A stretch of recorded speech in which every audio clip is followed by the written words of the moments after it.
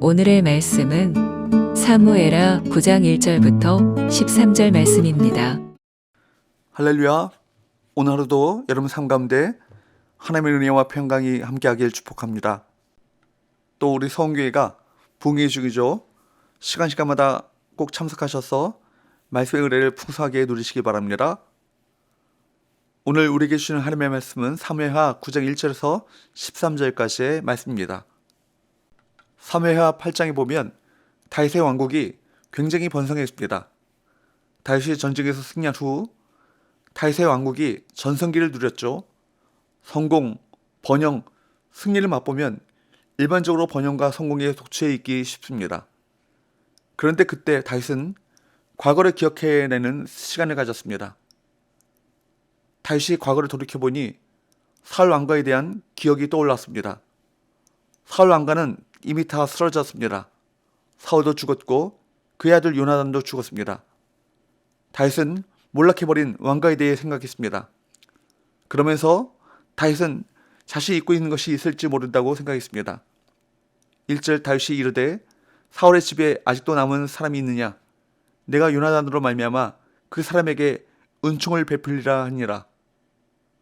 다윗은 우선 자신이 알고 있었던 사울 집안의 종 시바를 불러들였습니다. 2절 사울의 집에는 종 한 사람이 있으니 그의 이름은 시바라. 그를 다윗의 앞으로 부르매 왕이 그에게 말하되 내가 시바냐 하니 이르되 당신의 종이니이다 하니라. 다윗은 사울의 집의 종이었던 시바를 불러 그에게 말합니다. 3절 왕이 이르되 사울의 집에 아직도 남은 사람이 없느냐? 내가 그 사람에게 하나님의 은총을 베풀고자 하노라 하니 시바가 왕께 아르되 요나단의 아들 하나가 있는데 다리 저는 잔이다 하니라. 시바는 요나단의 아들 하나가 있는데 다리 저는 잔이다 라고 대답했습니다. 다윗이 사울 왕가의 자손을 찾아낸 이유는 무엇일까요? 본문 1절과 3절 말씀에 보면 다윗이 사울 왕가의 자손을 찾은 이유가 나옵니다. 1절에 보면 사울의 집에 아직도 남은 사람이 있느냐? 내가 요나단으로 말미암아 그 사람에게 은총을 베풀리라 하니라. 그리고 3절에 내가 그 사람에게 하나님의 은총을 베풀고자 하노라 하니 다윗은 사울 왕가의 자손을 찾아 그에게 하나님의 은총을 베풀고자 했습니다. 여기 은총은 헤세드입니다. 헤세드는 하나님의 성품을 잘 표현한 단어입니다. 대개는 성공하면 사람이 변하죠. 성공하면 성공에 도취해서 과거에 있기 때문에 모든 것이 변합니다. 그런데 다윗은 성공의 지점에서 감동적인 모습을 우리에게 보여주고 있습니다. 우리는 그의 모습에서 헤세드를 발견합니다. 다윗은 요나단의 아들 무비보셋이 마길의 집에 있다는 사실을 알고 사람을 보내 데려오게 합니다. 6절 사울의 손자 요나단의 아들 무비보셋이 다윗에게 나와 그 앞에 엎드려 절하매 다윗이 이르되 무비보셋이여 하니 그가 이르기를 보소서 당신의 종이니이다. 무비보셋은 다윗 앞에 나오자마자 엎드려 절하고 자신을 당신의 종이라고 칭합니다. 그렇게 숨어 살았던 그가 드디어 다윗 앞에 끌려왔습니다. 두 다리를 절면서 자기 앞에 나온 무비보셋을 보는 순간 다윗은 아버지 요나단을 꼭 닮은 그의 모습에 그토록 사랑하던 친구 요나단을 보는 것 같아서 아마 눈물이 핑 돌았을 것입니다. 다윗은 애정이 가득 담긴 목소리로 무비보셋이여 라고 그 이름을 불렀습니다.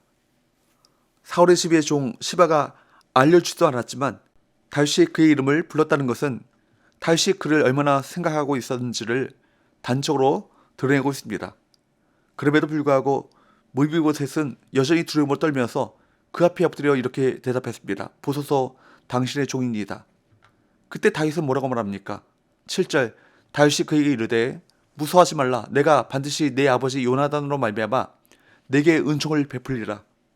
내가 내 할아버지 사울의 모든 밭을 다 내게 도로 주겠고 또 너는 항상 내 상에서 떡을 먹을지니라 하니.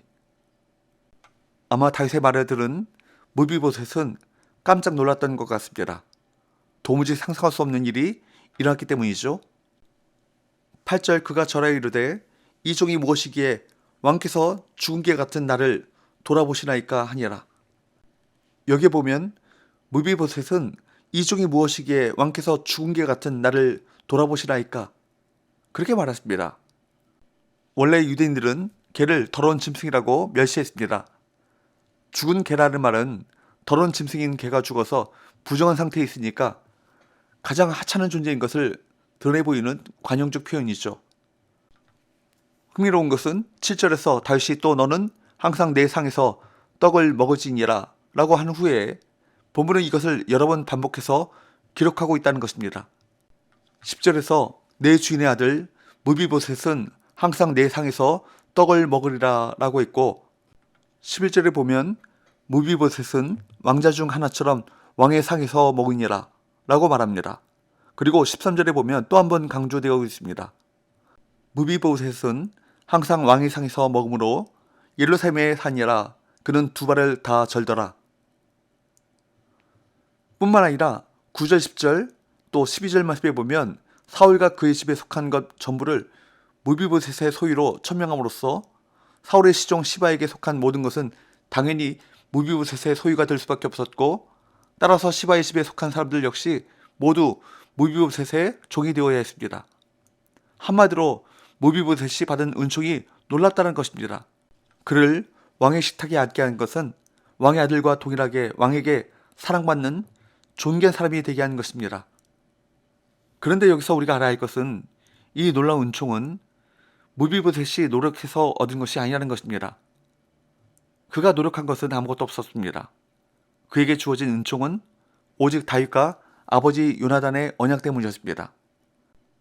다윗은 단지 요나단과 맺은 약속을 떠올렸을 뿐입니다. 그리고 그 약속이 살아있었기 때문에 무비보셋은 다윗의 은총을 받았습니다. 여러분, 우리가 받은 구원의 은총이 그렇습니다. 구원은 행위의 결과가 아니라 언약의 결과인 것입니다. 이것이 은총이요, 이것이 은혜입니다. 이 무비보셋의 이야기는 사실 우리의 이야기입니다.